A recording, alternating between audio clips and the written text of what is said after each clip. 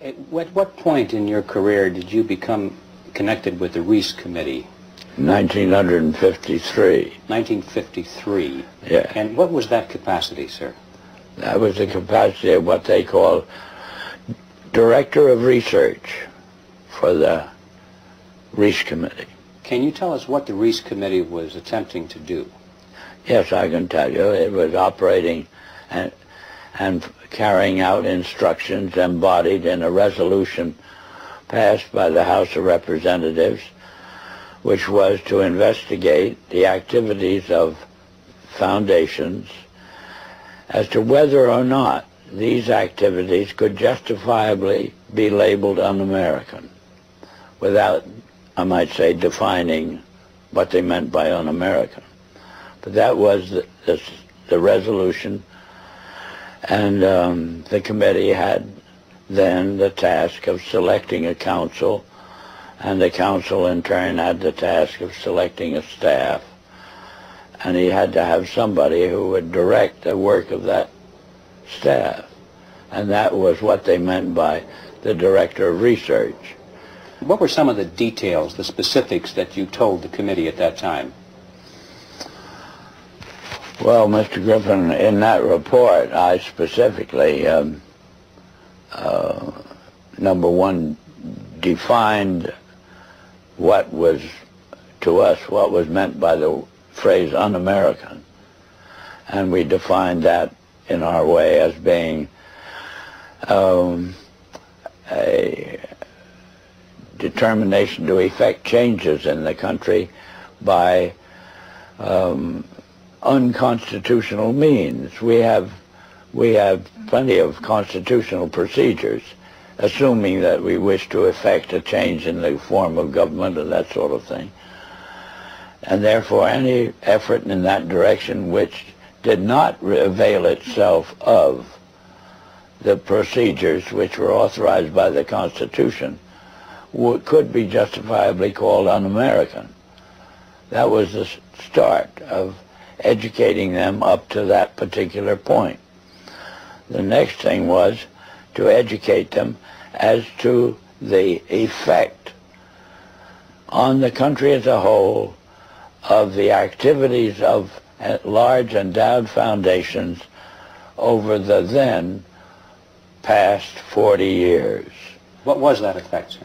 That effect was to orient our educational system away from support of the principles embodied in the Declaration of Independence and implemented in the Constitution, and educated them over to the idea that the task now was,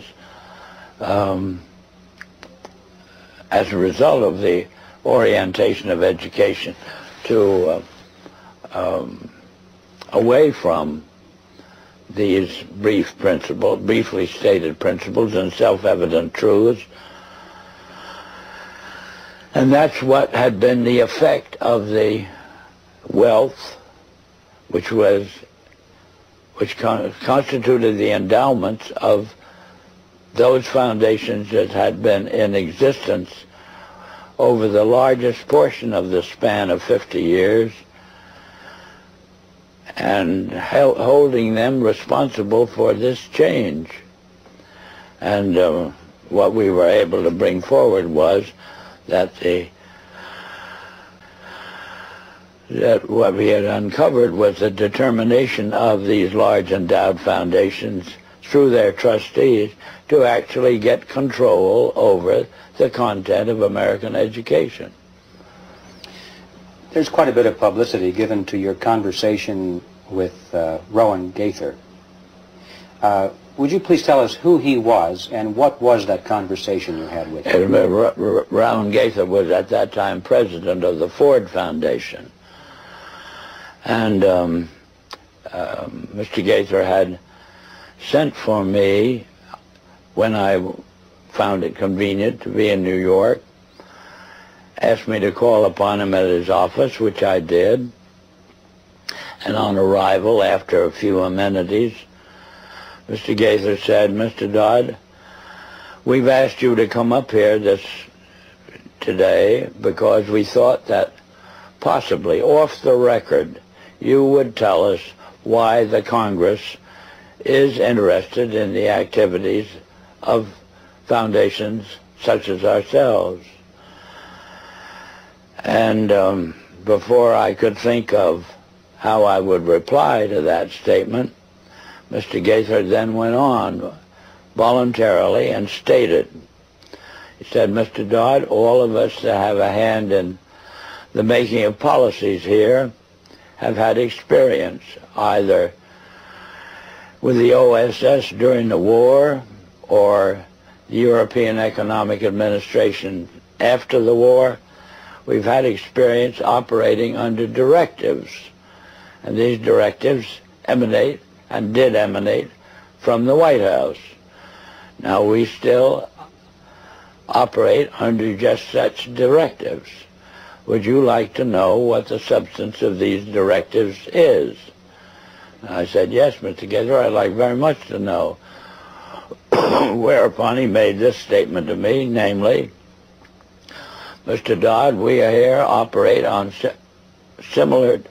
in response to similar directives, the substance of which is that we shall use our grant-making power so to alter life in the United States that it can be comfortably merged with the Soviet Union." Well, parenthetically, Mr. Griffin, I nearly fell off the chair. I, of course, didn't, but my response to Mr. Gaither then was, "Oh, Mr. Gaither, I can now answer your first question. You forced the Congress of the United States to spend $150,000 to find out what you just told me. So why don't you I said, "Of course, legally you're entitled to make grants for this purpose, but I don't think you're entitled to withhold that information from the people of the country to whom you're indebted for your tax exemption. So why don't you tell the people of the country that's what you told me?" And his answer was, "We would not think of doing any such thing." So then I said, "Well, Mr. Gaither, obviously you forced the Congress to spend this money in order to find out what you just told me." Mr. Dodd, you have spoken before about some interesting things that were discovered by Catherine Casey at the Carnegie Endowment. Can you tell us that story, please? Yes, I'm glad to, Mr. Griffin. This experience that you have just referred to came about in response to a letter which I had written to the Carnegie Endowment for International Peace, asking certain questions and gathering certain information. And on the arrival of that letter, Dr. Johnson, who was then president of the Carnegie Endowment, telephoned me and said, "Did I ever come up to New York?" And I said, "Yes, I did, more or less each weekend." And he said, "Well, when you're next here, will you drop in and see us?" Which I did. And again, on arrival at the office of the endowment, I found myself in the presence of Dr. Joseph Johnson, the president, who was the successor to Alger Hiss, two vice presidents, and their own counsel, a partner in the firm, Sullivan and Cromwell. And Dr. Johnson said, after, again, amenities, "Mr. Dodd, we have your letter. We can answer all those questions, but it'd be a great deal of trouble. And we have a counter-suggestion. And our counter-suggestion is that if you can spare a member of your staff for 2 weeks and send that member up to New York, we will give to that member a room in the library and the minute books of this foundation since its inception. And we think that whatever you want to find out or the Congress wants to find out will be obvious from those minutes." Well, my first reaction was they'd lost their mind. I had a pretty good idea of what those minutes would contain. But I realized that Dr. Johnson had only been in office 2 years, and the vice presidents were relatively young men, and counsel seemed to be also a young man, and I guessed that probably they'd never read the minutes themselves. And so I said I had somebody, I would take it. I would accept their offer.